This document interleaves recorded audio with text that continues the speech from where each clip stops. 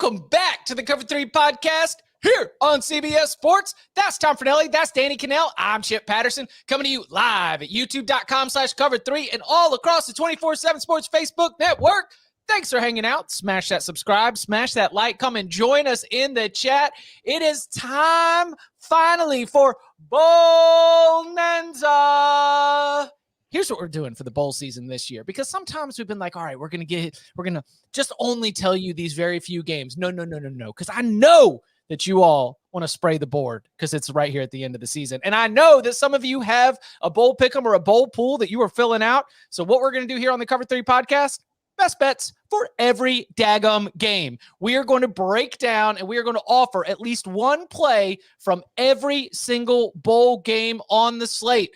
Already see Will in the chat asking the community who else is betting on every bowl game. Well, the Cover 3 podcast is going to have you covered because we are going to offer picks for every single bowl game. It is the Cover 3 BOWLNANZA.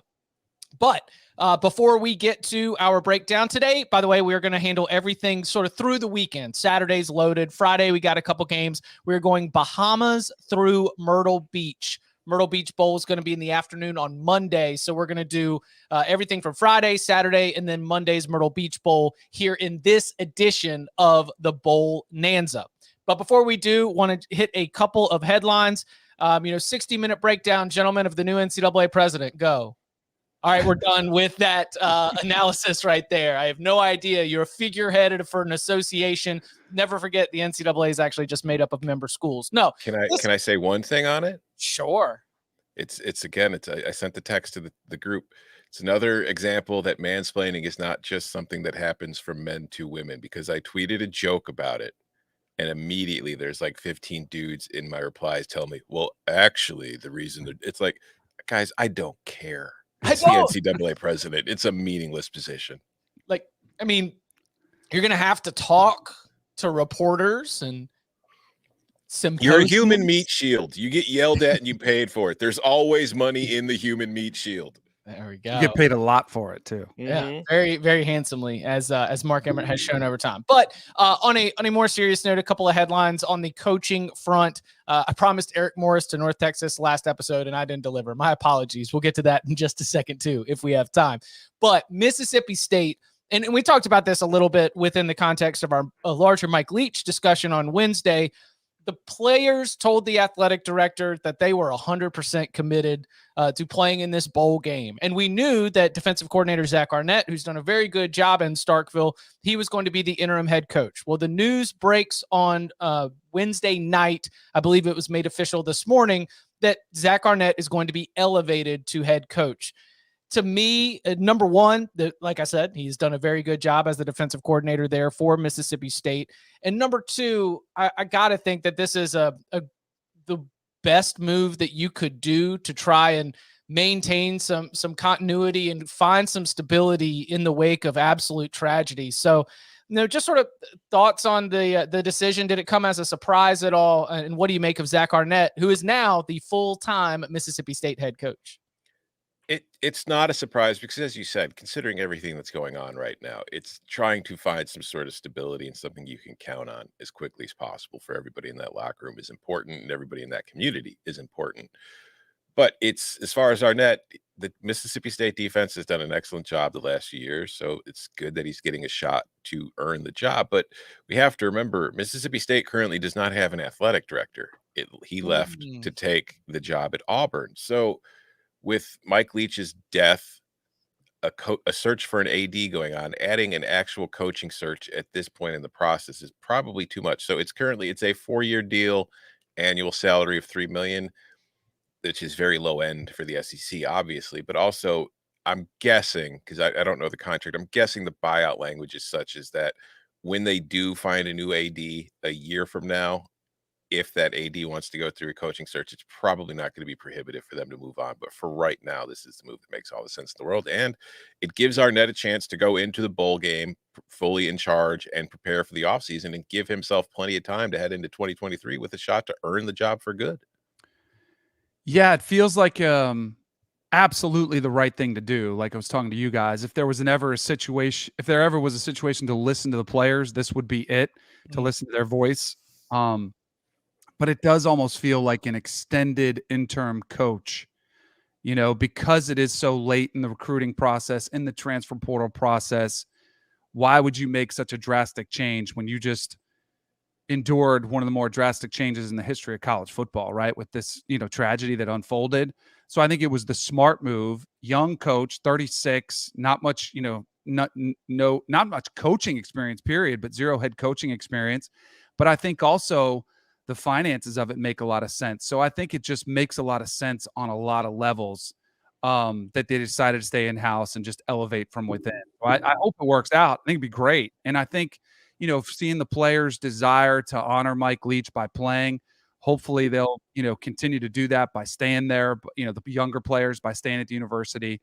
And I'd love to see this be just another example, because we've seen so many coaches in the tree, the offensive side. I think it'd be really cool to see a coach come from the defensive side that just looked at his overall philosophy on coaching in general, not just the offensive side of the ball. So I think it could be a really cool story if it does end up working out. And if it doesn't, like Tom was saying, I'm sure there's an exit that would be amenable to, to both sides.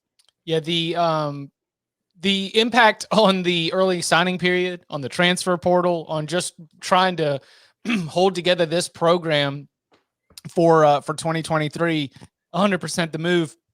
And like you said, Tom, at least it gives Zach Arnett a unique opportunity to be able to get his first look at something. The kind of thing where even if Mississippi State moves on, he's now been there, right? He at least, as he goes on with his career, gets to be able to have that experience, gets to have that on the resume, makes him more of a head coaching candidate moving forward. So again, they are planning to play in the bowl game. Zach Arnett, no longer just the interim head coach, but the next head coach of Mississippi State football. A couple other coaching moves before we move on to our BOWLNANZA breakdown. Eric Morris, the Washington State offensive coordinator, is hired by North Texas.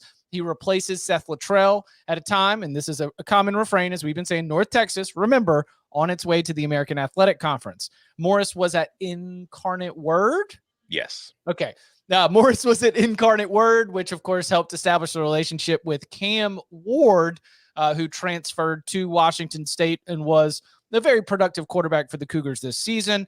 What do we make of either and or the hire for North Texas, what Eric Morris brings, but then also Washington State, a program that just lost its offensive coordinator? Fun fact, Cam Ward's middle name is Incarnate. As for Eric Morris, that's a joke. It's an interesting hire. It's weird to me. Like, it's nothing against Morris. I thought that, North Texas was it's a much more attractive job, I think, than a lot of people understand based on its location and the involvement and the interest in the program from local people willing to help North Texas kind of try to establish itself as a power in the American way after it makes the move. And I will say, because there had been so much like scuttlebutt and rumors about them getting rid of Seth Luttrell for the last few months, then they do it after losing the Conference USA Championship game. Again, this is not a knock on Eric Morris, but I thought that they would have had their eyes set on something bigger. But Eric Morris did a very good job at Incarnate Word. That was one of the highest scoring, crazy kind of offenses in the country at the FCS level. He did a good job with Washington State. So they're bringing him back and hoping that at the very least, this is a team that's going to be able to score a lot of points and generate excitement, use his connections in the area to help recruit some talent, and hope that the move to the new conference and maybe a little influx of cash could help North Texas become a bigger program than it currently is. Yeah, I'm with you. I think it's, people don't understand. Maybe they don't. It's only like 15, 20 minutes from Dallas. It's a good location for talent. They've got pretty good resources. I'm with you. I think it makes sense, though, that they go from a defensive mind. Like, you always go kind of the polar opposite. So now they're trying to see if offense can do the trick, if that's what they get. Also interesting, somebody who played under Mike Leach at Texas Tech. As a receiver. So he'll bring, some of those offensive philosophies there as well. I give it a C+. So much like Tom says it's a good hire, but he doesn't know if it'll work out. I'll give it a C+. Cam Ward, quote, shocked by the departure of Eric Morris. I don't know. Like, that's my next thread here is like, okay, so Who does Washington State hire? What is Cam Ward's academic status? And is Cam Ward still going to be there? Because that was your QB1 for a long time this season. And if he is, feeling a different kind of way about being in Pullman now that Morris is gone, definitely keep your eyes on that. That's also, what I always go to, because I do hear a lot of, I hate the transfer portal. You hear that all the time, and I do too, but this is a reason why it exists. Like, coaches do this all the time, and even a lesser-known coach like Eric Morris, you may not hear about that much, but it impacts the players all the time. So I think we need to kind of look at it through that lens before we complain too much about it. I mean, yeah, the coaches have had a unlimited time transfer waiver. We have just given players a one-time transfer waiver without having to sit out. Coaches can move as many times as they want within a 4 to 5 year period without ever having to sit out or not be able to capitalize on their talents. It'll be interesting. Again, my understanding of the situation, and this is something that's evolving, is that if he's already used his one-time transfer waiver to be able to get to Washington State, he needs to be a graduate transfer in order to transfer again and be immediately eligible. We'll see what happens at Washington State with the hire and what Cam Ward thinks of that hire. Could be very significant as we look ahead to the Cougars 2023 offense. Speaking of offense, Kent State, we had one of the most innovative offenses in the entire country with Sean Lewis at the helm. He left that position as a sitting head coach to go be the offensive coordinator for Deion Sanders at Colorado. And now Kent State has its replacement hire. It is the running backs coach from Minnesota. It is Kenni Burns. Now, Kenni Burns has been linked up with PJ Fleck all the way back to the Western Michigan days. He also has some North Dakota State on his resume. What do we make of this hire? Is this just sort of stay in the course, like in a way that maybe we thought Purdue was going to stay the course, and then they went with the defensive hire? Like, this is trying to bring in someone who's going to try to continue to field prolific offenses? It's going to be a very different offense. Oh, not schematically, but like just the idea that you're coming in and you're like, okay, we've got to do the one thing that we did really well was we were able to get out there and we were able to be an explosive offense. Now, they might not be the fastest offense in the entire country. Minnesota certainly wasn't.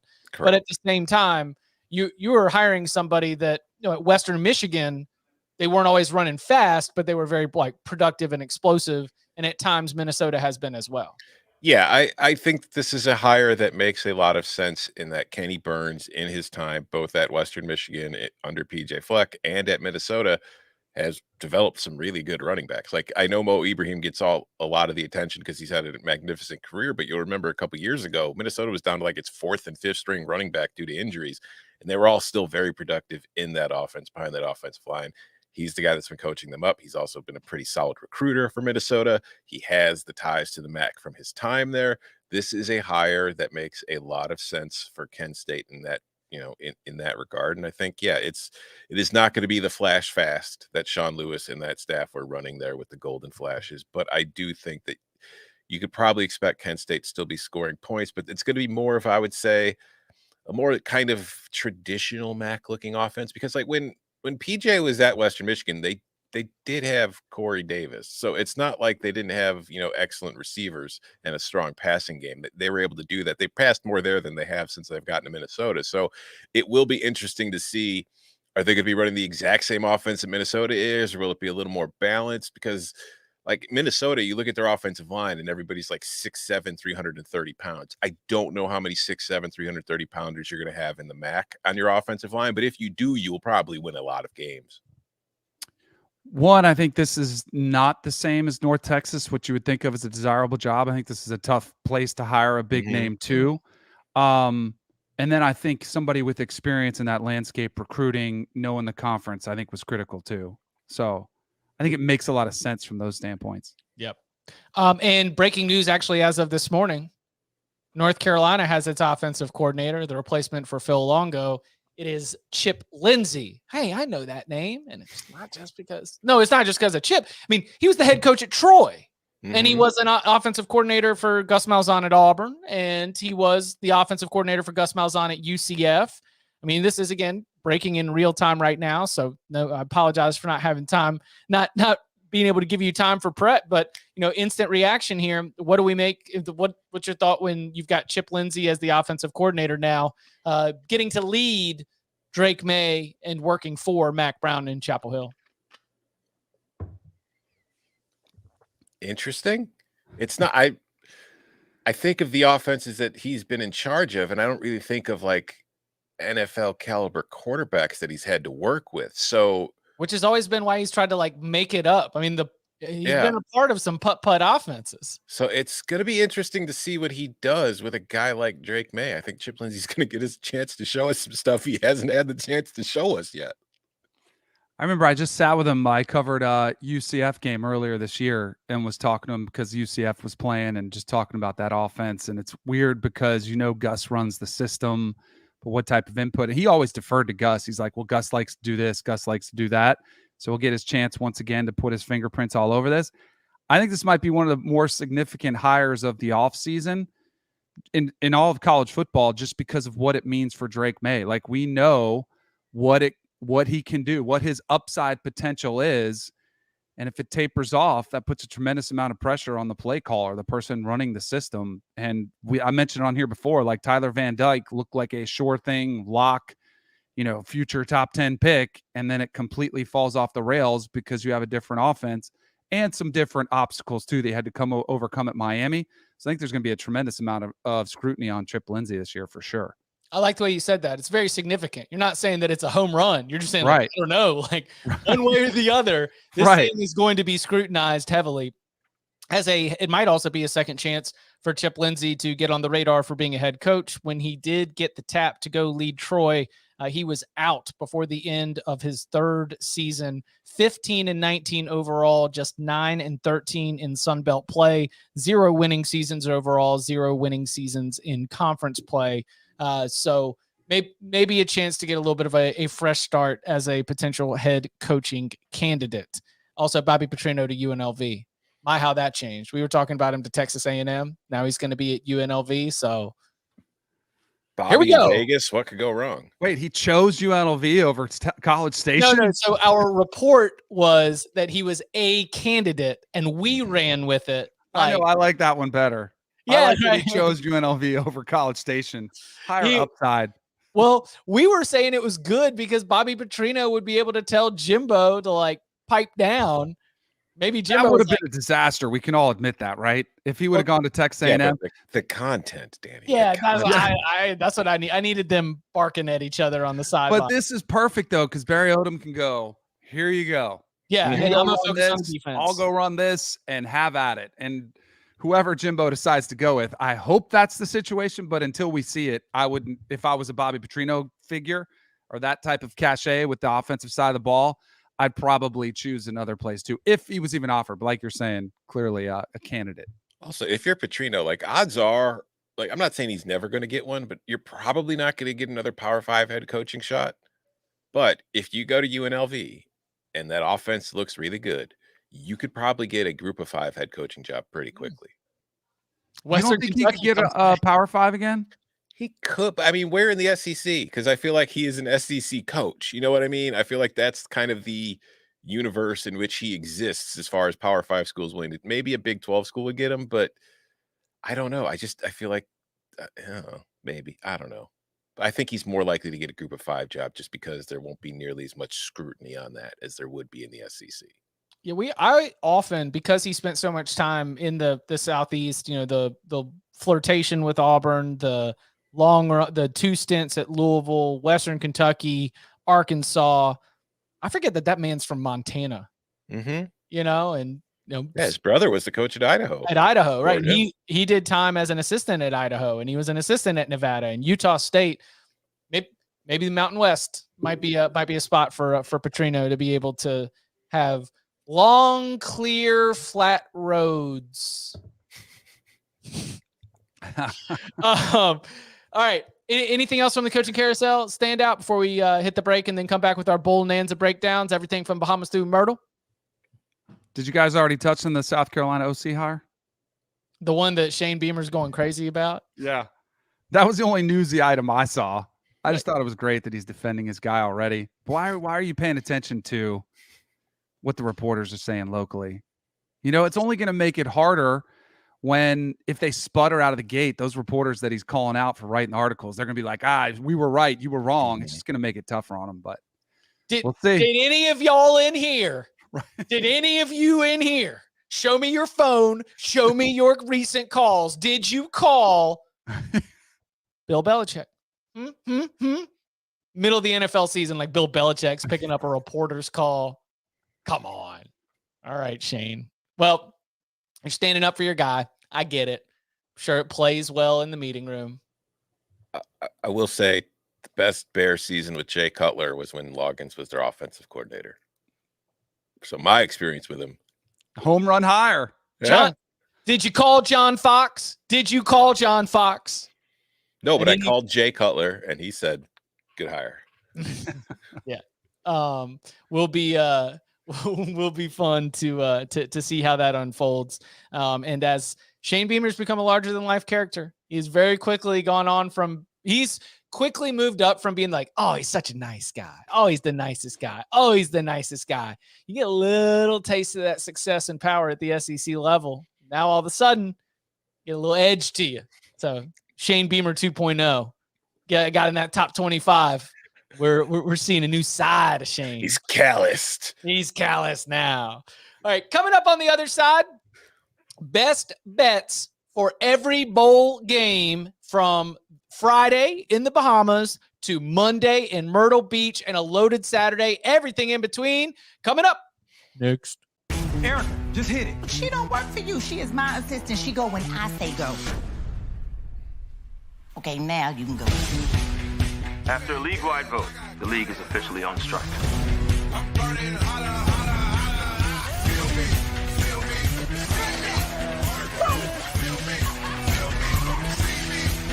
People need a little pow, pow, pow. Don't do that. Okay.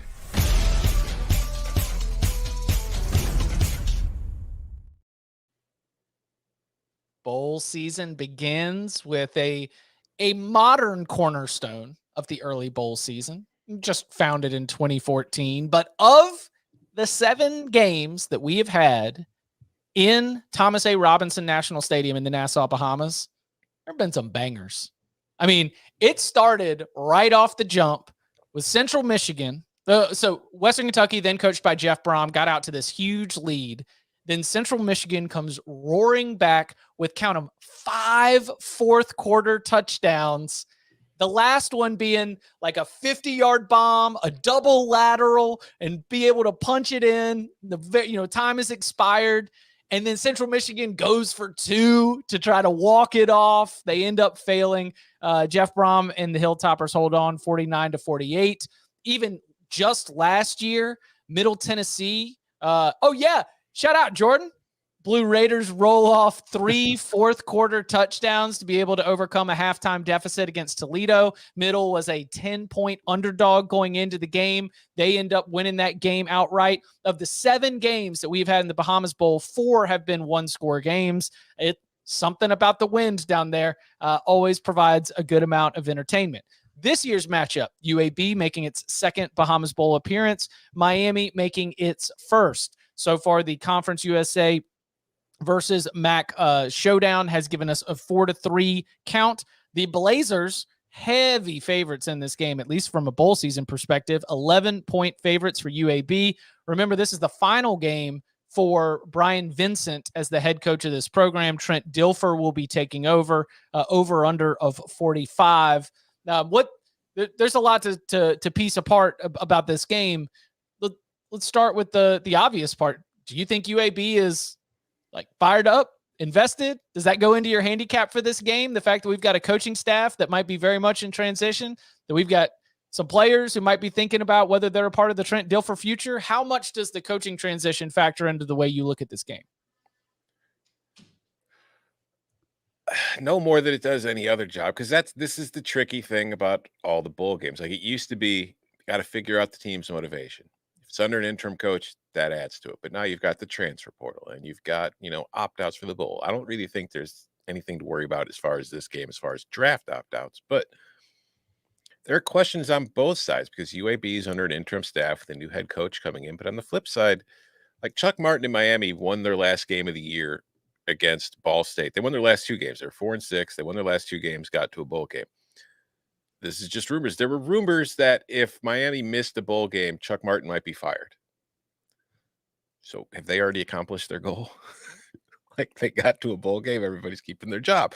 So there might be a letdown with the Red Hawks. Personally, when it comes to bowl games like this, where you've got 2 kind of mediocre-ish teams, I see an 11-point spread. Dog. Give me the 11-point spread because it's a bowl game, and I have absolutely no idea what's going to happen. So if I can get over 10 points, I'll take it. I'm with you. You're talking about the coaches. To me, like the best thing you could have to motivate players, if you're Trent Dilfer, you walk in there, because I'm sure he's already addressed them, right? He had to have. You say, hey, show me what you can do for next year. This is your first tryout for the new staff. So I almost feel like you get pretty solid effort. Now, who's preparing the game plan? That is a whole nother ball of wax. Like that is a complete question mark as far as what does that look like. But I'm with you guys for this many points.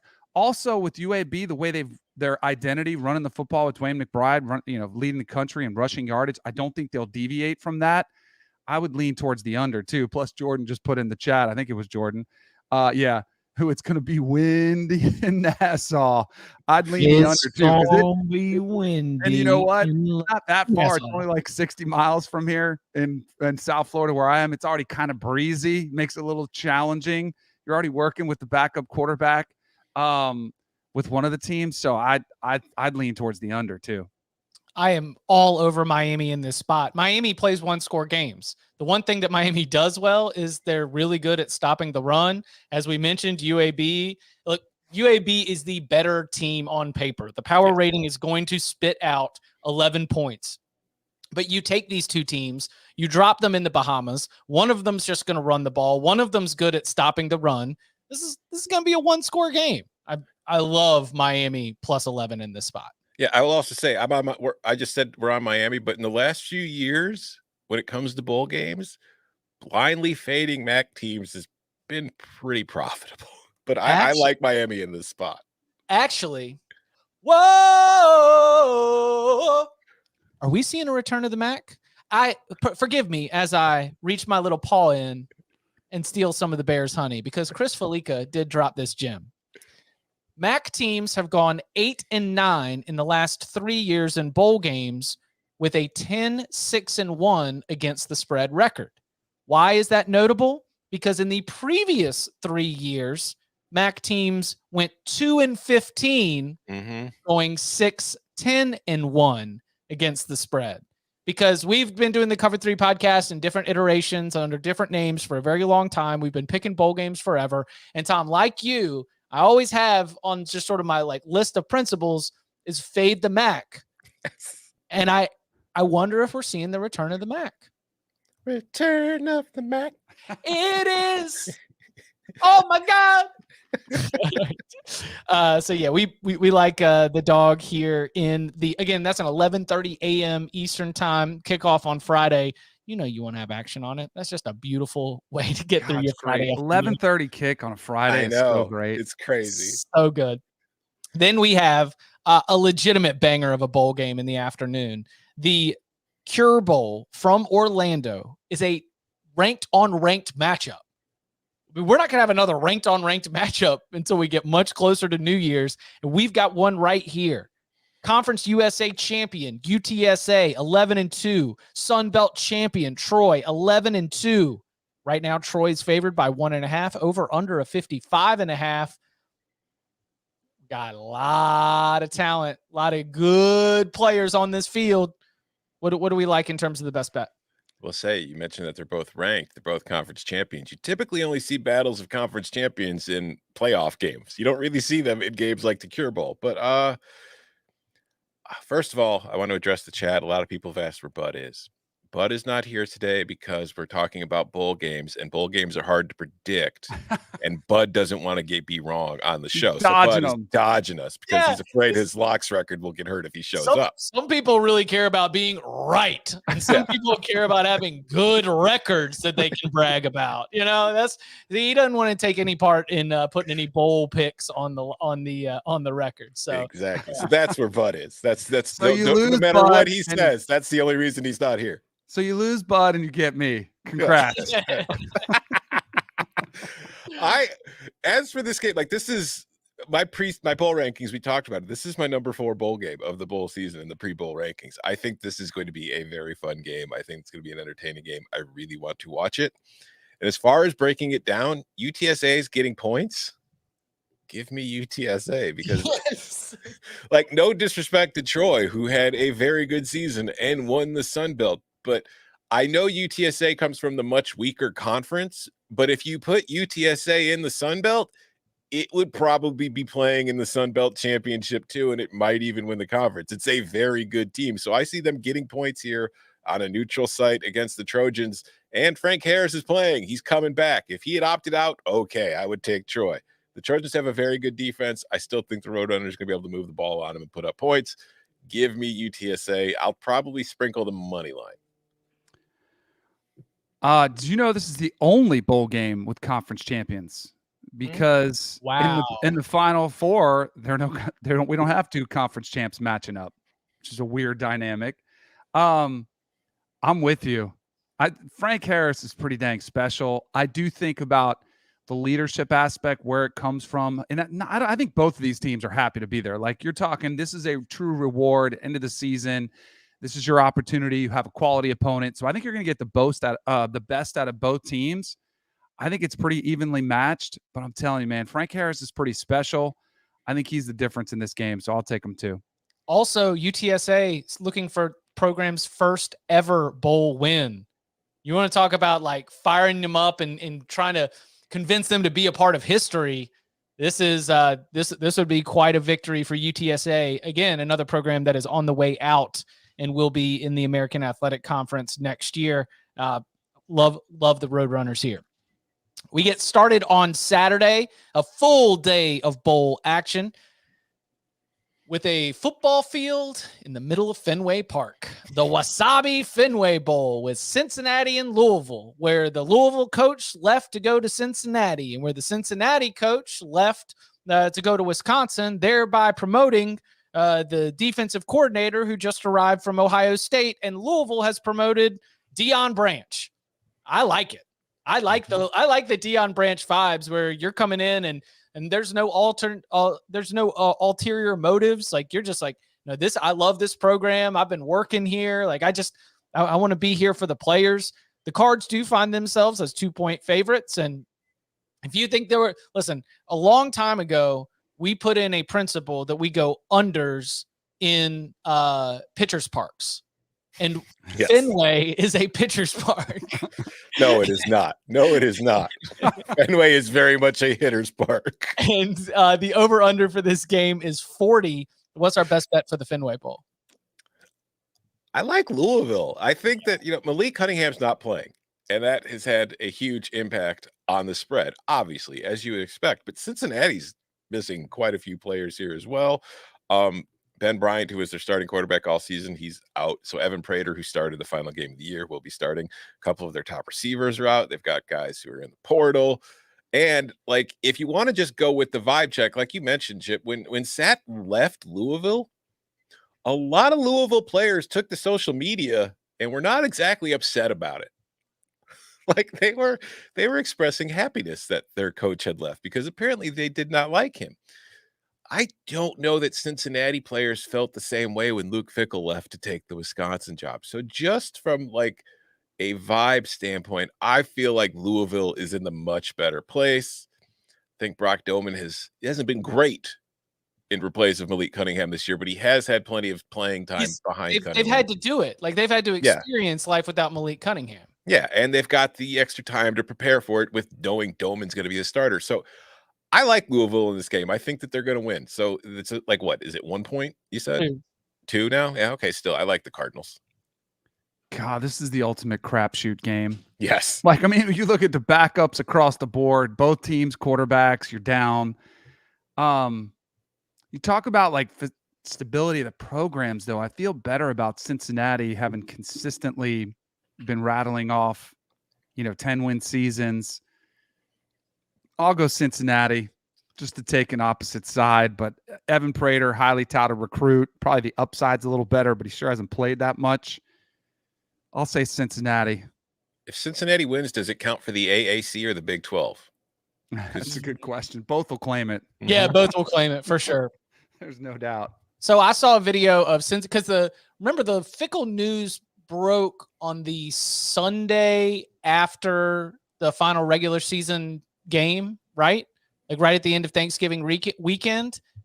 And some players like shot video of everybody in the locker room, like kind of, cleaning out their lockers or just finding out the information. Bad vibes. Very, very bad vibes. We'll see what happens. And by the way, Kerry Coombs was not defensive coordinator. Mike Tressel was defensive coordinator. He was a defensive assistant, I believe, who again had shown up after being dismissed from Ohio State as defensive coordinator the year prior. Two things. One, 44-40 with rain in Boston. Is there really a wasabi lobby? Like who pays to sponsor wasabi for the bowl game? I'm just curious. Who's promoting wasabi? I like wasabi. I'm a fan. I just was kind of surprised. Was it the first Jackass movie where they were snorting wasabi? Yes. So I think Boston's just so cold. You need to make sure to keep your sinuses flowing. Yes, so that'll do it. wasabi has been able to really stake out a claim in the Boston community, trying to help people be able to, breathe clearly during those cold and windy days. I mean, yeah, this is going to be like disclaimer across the entire bowl season. Like Tom's said this over and over again, but really this is good live betting stuff. And Cincinnati Louisville is like very much, let's wait. Let's see who wants to be here. Let's see like who's got the good energy on the sideline. Maybe both teams score. Maybe those pads start to pop. And then you can sort of make your position once. My lean was to take the over in this one. Cold, like no one's going to want to be hitting. Like it's going to get a lot of those. But I don't know. I would lean towards the over for that. But with backup quarterbacks, oosh. We have a very high likelihood of somebody like catching a ball along the sidelines or the back of the end zone and running right into a wall. Because again, this isn't a baseball stadium and the field will be right up along the stands. Are they going to be on the same sidelines? Oh, yeah, they're on the same. That's why Scott Satterfield should be forced to stand between the two teams on the sidelines in like the Pope Mobile kind of bubble to shield him. But and the stake should be if Louisville wins, Cincinnati has to pay twice the buyout. If Cincinnati wins, no buyout. Will this be a situation where pregame Satterfield's out there hugging some of his old players? No, I doubt he's even there. I don't think so either. Or maybe he'll be in the Green Monster or on top of it, just with some binoculars. Yeah, just scouting from somewhere else. All right. Then we go out to Las Vegas, where we've got Florida as a 10-point underdog against Oregon State. Oregon State, phenomenal season. You get the win against Oregon at the end of the year. You are now up inside the top 15 of the final college football playoff selection committee rankings. The Beavers are going to be very much not concerned with the fact that Florida has no Anthony Richardson, a bunch of NFL draft opt-outs, a bunch of players in the transfer portal. They see an SEC team. They see the Florida Gators. They are going to be fired up to try and put it on Florida.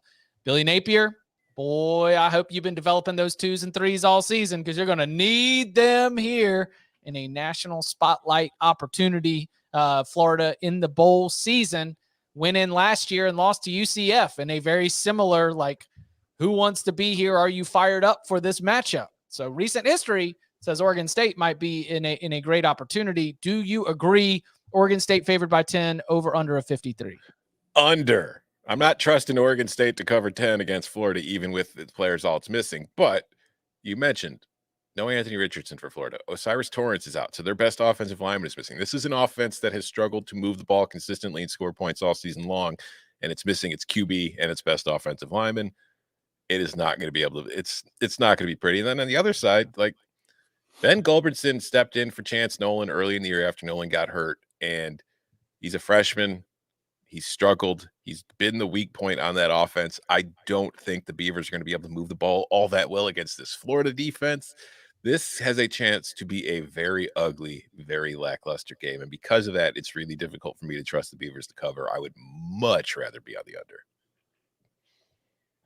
I'll go ahead and lay them.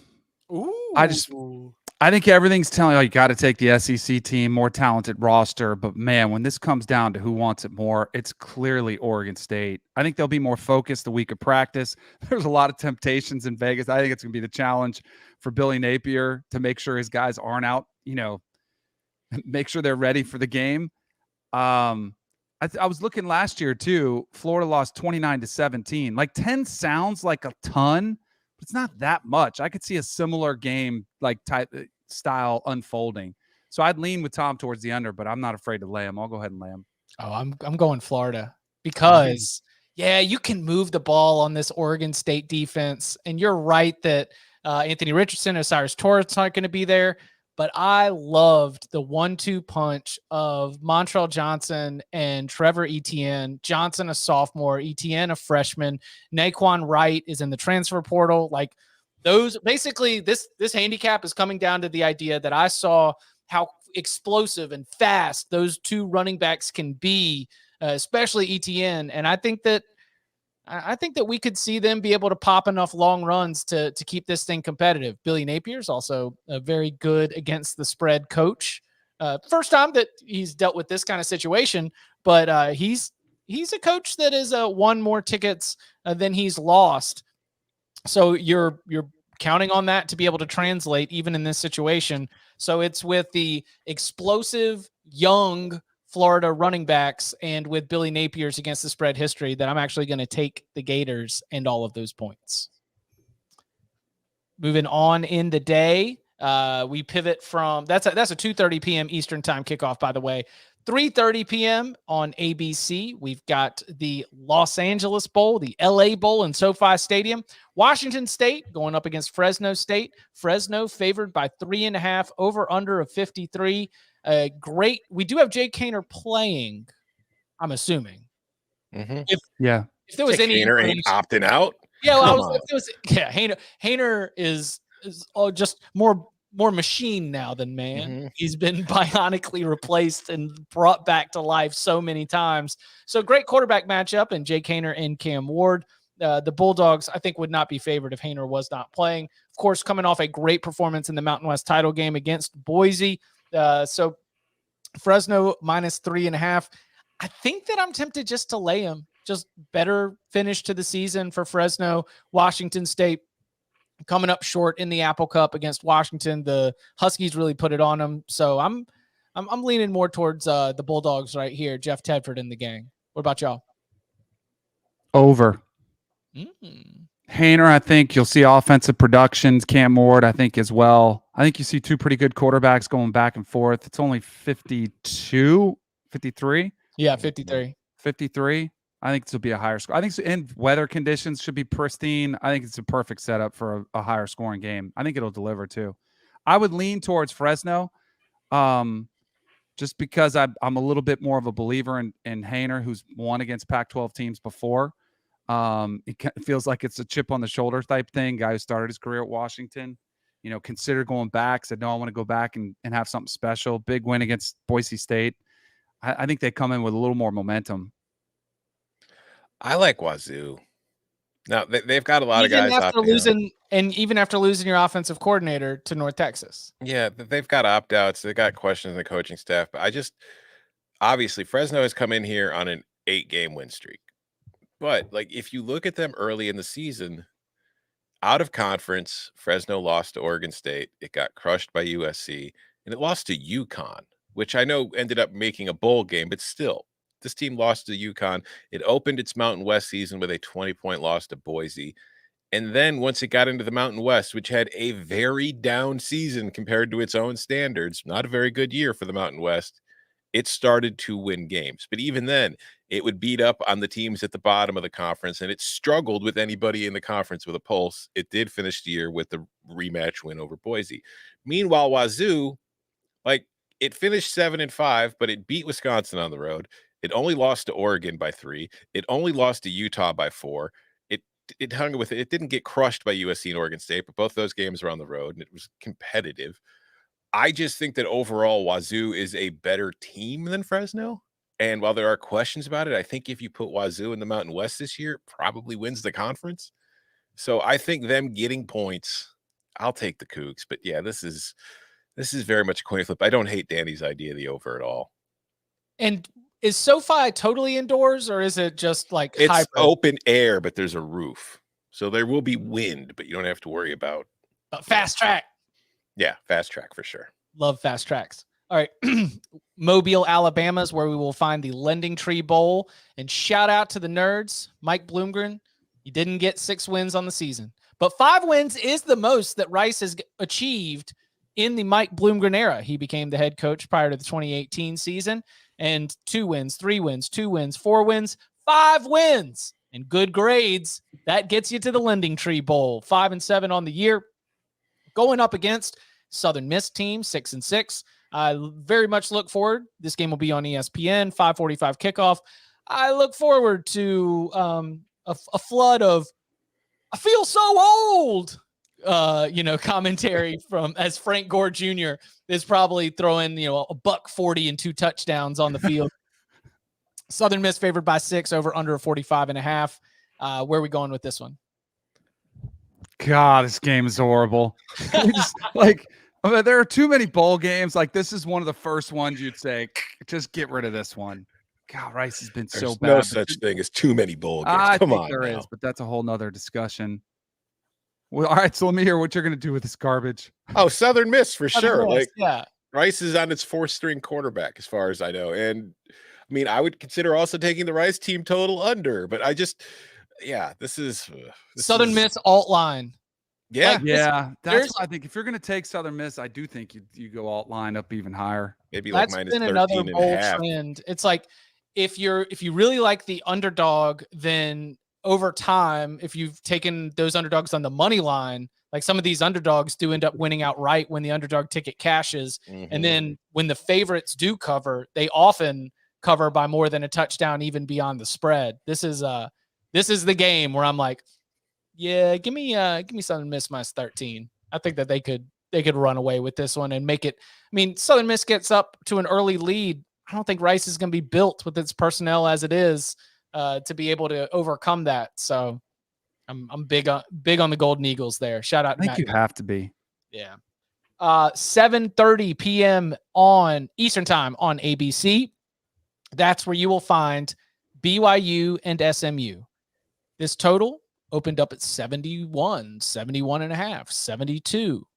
And it's down, 64 as I look at it right now on the board. I'm assuming that's because of personnel losses on the BYU side. Also, maybe on the SMU side. 64 is still a pretty large number, but what the odds makers spit out, what the power ratings spit out for the track meet that would have been BYU and SMU, clearly some of the personnel adjustments have led a lot of sharp and or public money to hammer this thing down on the total. In terms of the side, SMU favored by 3.5. Which side are we taking here in SMU BYU? Yeah, the line I'm sure dropped because while he hasn't been ruled out, last I checked, Jaron Hall is hurt, the BYU quarterback. So there's a chance he won't be playing in this game, which would impact BYU, which is probably why you shouldn't bet anything in this game. But if you are, I would bet SMU. Yeah, I was a little surprised at this number. Both teams 7-5, both teams underperforming this season overall, as far as preseason expectations, what they could do. I'll lean with you too. If Jaron Hall's not playing, I think that's a significant loss for BYU. So I'd go with you with I might lean towards the over though. I mean, both of these are kind of system offenses where even if there is a different quarterback, I still think they'll be able to put up some points. SMU's defense hasn't been exactly vaunted all season long, but I think SMU will put up some points for sure. Remember how they drag us out right after the bowls are announced and ask us to give best bets on HQ off the bat? Yes. Yeah, Chip's just the king of giving out bad numbers. I'm with you, Danny. I did not know at the time that we would have all these personnel adjustments, but I just saw the matchup and I was like, let's go over 71.5. Now we're a touchdown lower than that, but I don't know. I'm tempted to take BYU, but that is mostly on a distrust of SMU. That is not strong belief in the Cougars as much as it is distrust in SMU in this spot. Again, this is in the New Mexico Bowl in Albuquerque. You know what we haven't done, and maybe we should incorporate some sort of confidence ranking on these. I mean, you can tell by our conversation, some bets we feel a lot better about, but this one Tens I of definitely tens, would all not of put 43 on. Yeah, exactly. 10 out of 10, all of them. All right, so what's the confidence in Boise against North Texas in the Frisco Bowl? Broncos favored by 10.5, over under a 59.5. It's funny you ask, because in the 6-pack this week, Boise State is my lock of Yeah, faith. lay them. Yeah. North Texas just lost its head coach. I haven't been that confident in the Mean Green anyway. Boise, 100%. And like maybe alt line. Yeah. Wow, going big. I think this too is about the future. Like Taylon Green showed some promises of what he could do. Their 15 practices feel real critical as far as the future, like building into a strong offseason, feel better about where they are. North Texas, I'm with you guys. Boise. You gotta lay them. Yeah. Lay them. And then on Monday, again, just love this one. Monday, 2:30 p.m. Eastern time, Myrtle Beach. UConn against Marshall. Coaching advantage to the Huskies. I mean, I love Charles Huff, but we're talking Jim Mora Jr. You got the Huskies looking for the first bowl win in so long. They ain't win no games in all those years, and now they got 6 wins. Now the Thundering Herd are favored by 10. Marshall is the more complete team. Marshall is probably the more talented team. Over under a 41. What are we doing with the Myrtle Beach Bowl? I'm going with the Huskies. Yeah, they've been on. overachieving all year long. I think there was a spread earlier. I think it was week 1. They played Utah State, I think, is like a 42.5 point underdog. And I was like, Lamb, don't even worry about UConn. They're the worst program in all of college football. And here they are, bowl eligible. I'm not going to let them fool me once again. I think they're going to go out there. I think they're going to keep it close. I don't know if they're going to win, but 10 is too much for me. UConn wins games it should lose. Yeah. You go back and you pour over the 12 results. And, whether you use success rate, yardage differential, like all these different ways to look at a team on a down-to-down basis, UConn did not play better than its opponent on a down-to-down basis more often than not, but they just found ways to win. I do think that probably reflects on a team that has a very limited identity, but they know that identity. I think it reflects well on the coaching, and Jim Mora Jr. has been in more bowl games than Charles Huff has. And so I said it jokingly, but I do think that you at least have to factor in a little bit of a coaching edge in terms of the bowl preparation process to UConn. And we got 10 points. I'll go ahead and take them. Listen, I'm very happy for Jim Mora. I'm very happy for UConn. And I'm especially happy for UConn fans who've had to deal with a lot of very bad football in their lives. But I'm just going to read you the list of teams that the UConn Huskies won against this year. Central Connecticut. Fresno State, good win. But again, I'm not that high on Fresno compared to the market, apparently. FIU. Boston College. UMass. And Liberty with Hugh Freeze clearly with his eyes set on the Auburn job. Marshall big. I'm probably going to take an alt line on this one. If I bet it. Brad Underwood Fernelli over here. Watch when they beat Marshall. Tom's going to say Marshall. No, Marshall big. Thunder and Herd are going to thunder through them Huskies. Oh, man. That is that's Monday, 2:30 p.m. Eastern time. Again, the Myrtle Beach Bowl from Conway, South Carolina. Hey, keep things in line over there that weekend in Myrtle Beach. Monday morning, get that Pedialyte ready, my friend. He's gonna come fast for everybody when you got to be out there at the stadium about 10 a.m. We'll be keeping an eye on it, and we are going to be going live Monday at 11 a.m. Eastern time with another edition of the BOWLNANZA, breaking down the next slate of bowl games. And if we've got any updated hunches, thoughts, or information on the Myrtle Beach Bowl, we will be sure to offer that as well. Again, Monday, 11 a.m. Eastern time, we are back with another edition of the BOWLNANZA, and you can follow him on Twitter at Tom Fernelli. You can follow him at Danny Cannell. You can follow me at Chip_Patterson. Gentlemen, thank you very much.